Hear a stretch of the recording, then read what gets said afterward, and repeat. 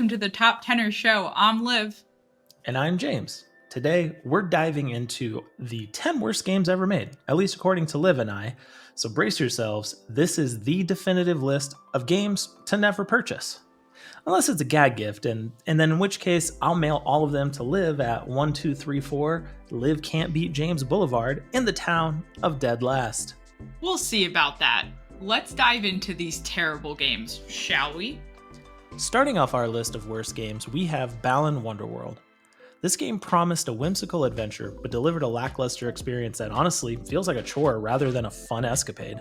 The game, which attempted to capture the enchanting essence of all those platforming classics we enjoy, failed dramatically with its uninspired level design and clunky controls.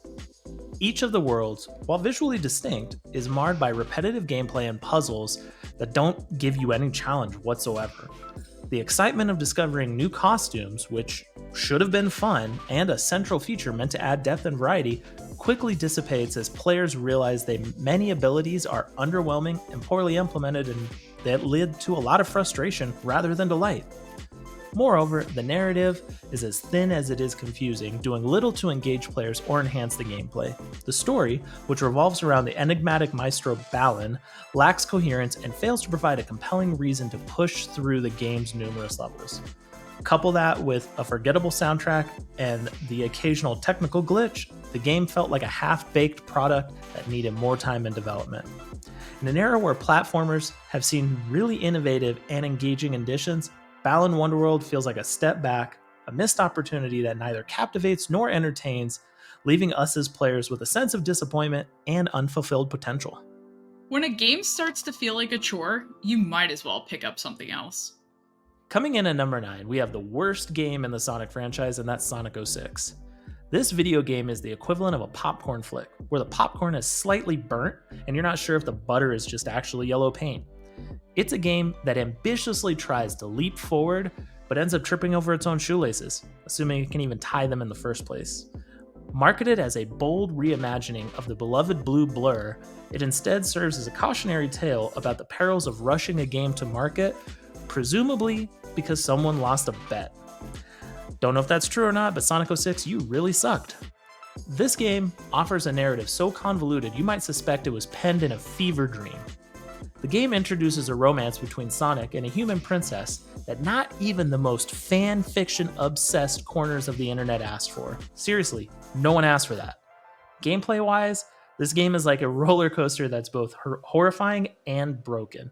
Exciting in theory, but mostly just a safety hazard. The infamous loading times are so long, you could feasibly listen to this entire list in its entirety while waiting for a level to start.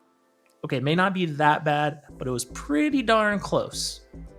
And when the level does start, Sonic zips through glitch-filled levels with the uncontrolled frenzy of a toddler on a sugar rush, often defying physics in ways that would make Newton weep.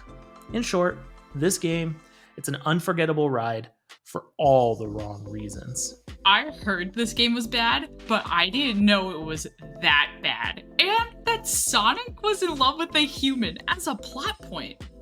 Maybe the loading times were extremely long, so you felt encouraged to play something else instead. Your lack of patience might have saved you from playing this game. At number 8, we have one of Square Enix's biggest publishing busts ever with Babylon's Fall. Although this can be played solo, multiplayer was available. However, this didn't matter as the game launched with 1,200 concurrent players on Steam, then declined sharply afterwards. Online servers were shut down 6 months later, after there was only one concurrent player left on Steam. I hope that person's okay. Why did Babylon's Fall fail? There's a handful of things. People who were looking forward to the game said the trailers were very misleading. Players claimed the gameplay was uninspiring and the level design was poor. Others said the graphics looked like they were 10 years old. Babylon's Fall was riddled with microtransactions. For a game that can be played solo, why would they include this? The answer you're looking for is corporate greed. With a million other games to play, I can't give you a single reason why you should play Babylon's Fall. This game is the definition of bad. Luckily though, my copy makes for a pretty darn good coaster for any of my drinks. I can't believe you bought this game. Moving on to number 7 on our list is Lord of the Rings Gollum, which was ranked as the worst game in 2023, according to Metacritic. This game was so bad that Daedalic Entertainment canceled plans for a second Lord of the Rings game. They also closed their development division, laying off their staff and moving to a publishing-only model. There were a ton of issues with this game. The biggest complaint were the bugs players were experiencing, which made the game difficult to play. It makes you wonder, did anyone playtest this game? QA is important, people. Players also found the gameplay boring. For the most part, you followed a character, collected an item, and one quest had you stand in line. The audacity. Hilariously, only 4% of critics recommend Lord of the Rings Gollum on OpenCritic, but I personally can't find a reason for you to play it unless you enjoy broken fetch quests. No one asked for this. And in all honesty, we should probably toss every copy into the fiery pits of Mount Doom. I can't even speak. That game was a train wreck. It's causing me to dumb down. Taking the number 6 spot, we have the Simpsons Wrestling. This game might just be the perfect game for those who have longed to see their favorite Springfield residents flail wildly about in a bizarre, poorly executed slap fight.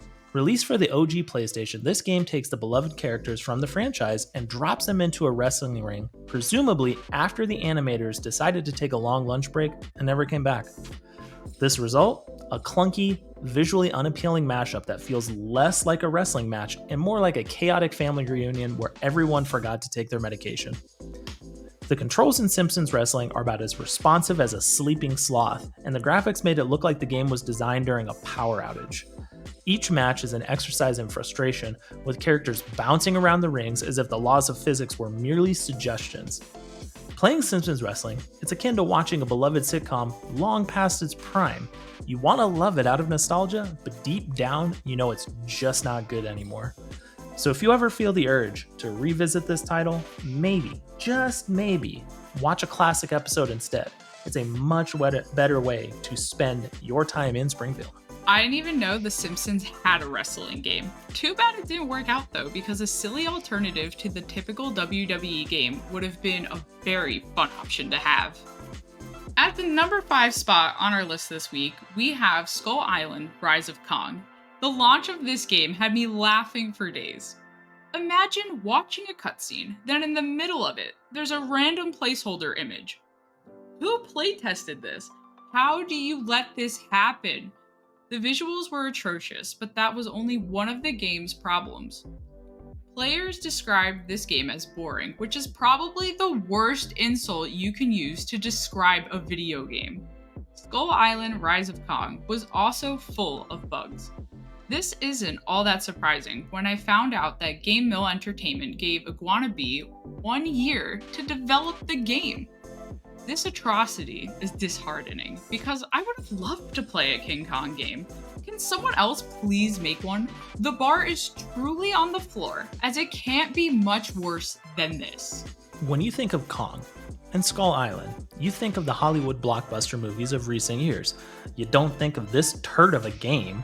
So like any good turd, let's flush this down the drain as we move on to the next awful turd on this list. Number 4 on our list is one of Atari's biggest disasters, E.T. the Extraterrestrial.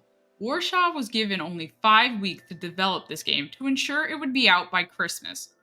This game has been cited as one of the major contributing factors to the video game crash of 1983.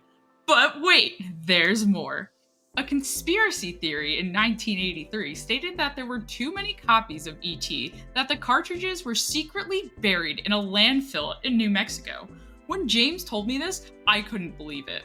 However, in 2014, diggers wanted to know the truth, and sure enough, there were 728,000 cartridges buried at the site. Not all of them were E.T. though. I can't imagine burying video games to try to hide a colossal failure. It's also extremely funny, and I doubt someone could pull this off in 2024. E.T. definitely didn't phone home with this game. He phoned for that landfill, as he knew that's where all of every game he ever made was gonna go. Not ever made, but this case. Taking our number 3 spot on this horrendous list is Superman 64. Superman 64 is often mentioned in the hollow halls of gaming infamy, and for good reason. It's not just a bad game, it's a masterclass on how people should not make a video game. Released for the N64, this title was supposed to let players soar through the skies as the iconic Man of Steel.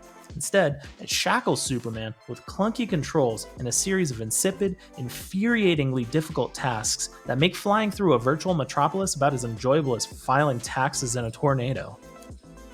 The game's primary mode involves flying through rings. Yes, rings. Because apparently, when Lex Luthor isn't trying to conquer the world, he's setting up poorly rendered floating hula hoops that are Superman's bane. The controls are so unresponsive that you might find yourself wondering if your controller is broken. But no, that's just the game daring to defy every expectation of functionality. On the rare occasion you're not battling the controls, you're treated to missions that involve picking up cars and throwing them, which sounds fun until you realize the physics are so broken, just like the rest of the game.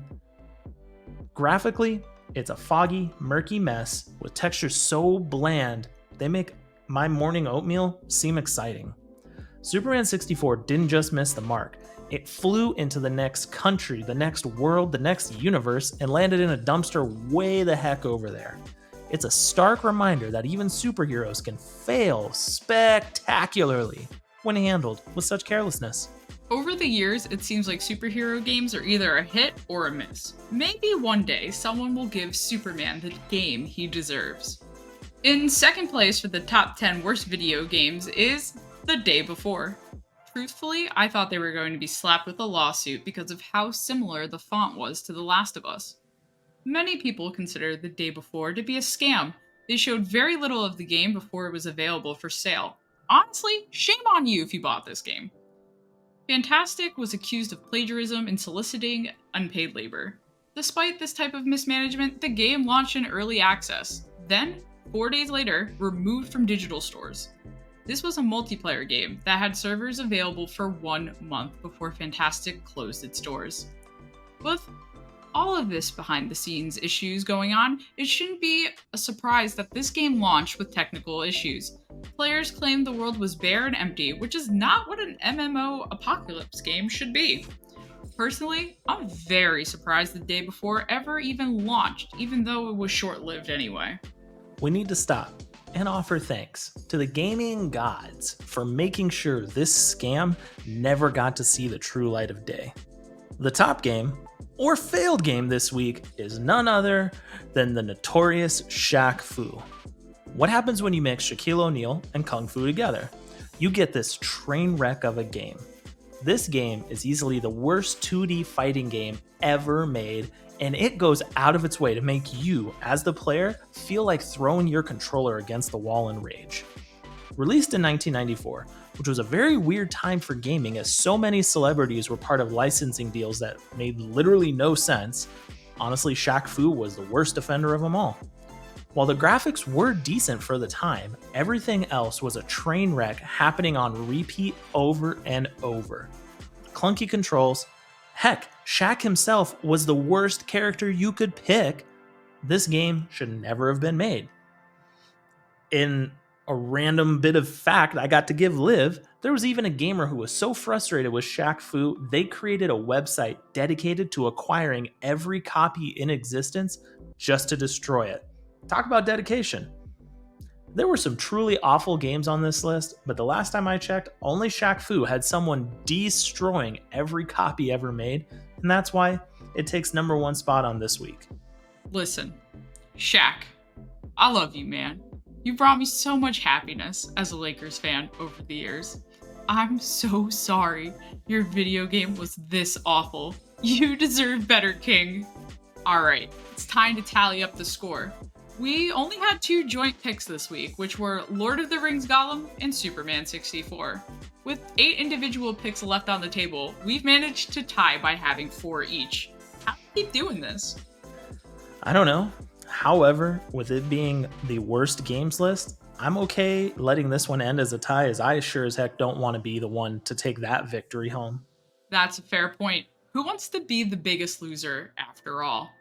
Did you play a game that happened to be more egregious than any of our picks? Vent your frustrations in the comments below. Thank you for watching this week's video. Don't forget to like, share, and subscribe to the Top Teners. Next week, we will be discussing our top 10 Pokemon games.